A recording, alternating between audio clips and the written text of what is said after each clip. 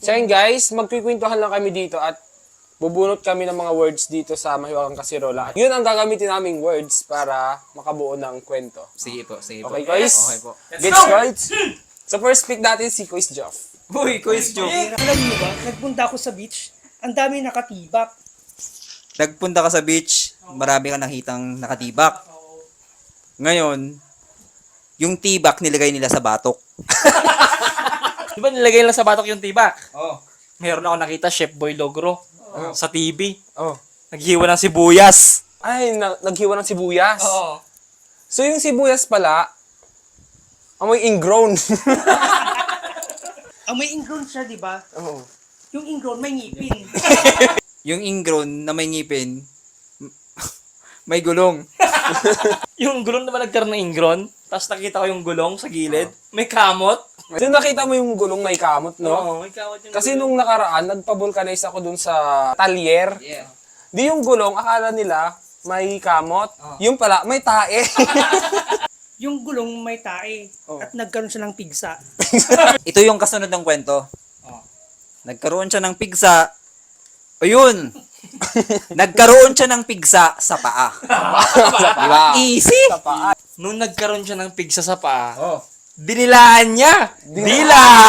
Alam nyo, nung dinilaan niya yung pizza sa paa, Oo. grabe. Nung nakita ko siya, di ba dinilaan niya? Oo. Napasabi, ang baduy. Ang baduy ng santol. Sa tingin ko, meron pang babagoy kay Santol. Alam mo kung ano? Ano guys? Yung bato. Grabe ng batong yun. Ang baduy. Pero masakit. Oo, masakit. Kung nasaktan ka, dapat magkakurikong ka. Dahil may kurikong siya, siya ay sip-sip. Dahil sinipsip yung kurikong, syempre ngayon, naglaway siya. Ayan. Nung naglaway siya, Kois, Oh.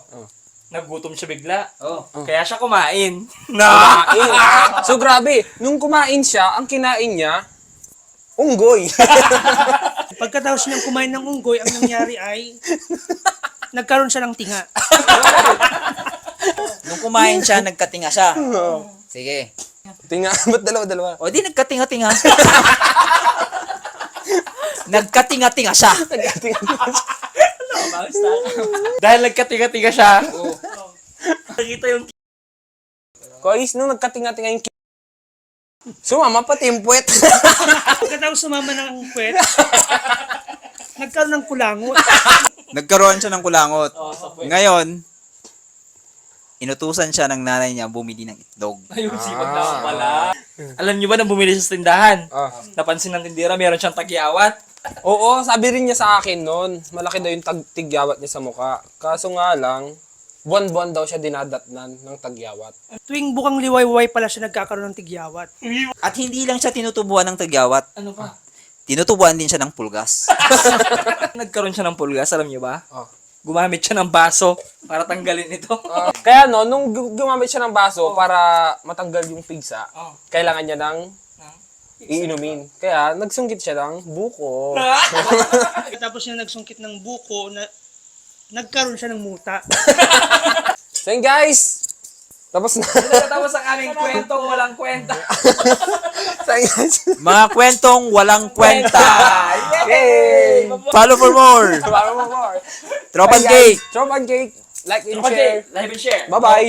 So yun guys, kung gusto nyo mag-request ng mga pwede namin gawing vlog, i-comment nyo lang sa comment section. Then, itatry namin gawin kung kaya po. Kaya po namin. So yun guys, maraming salamat. Thank you.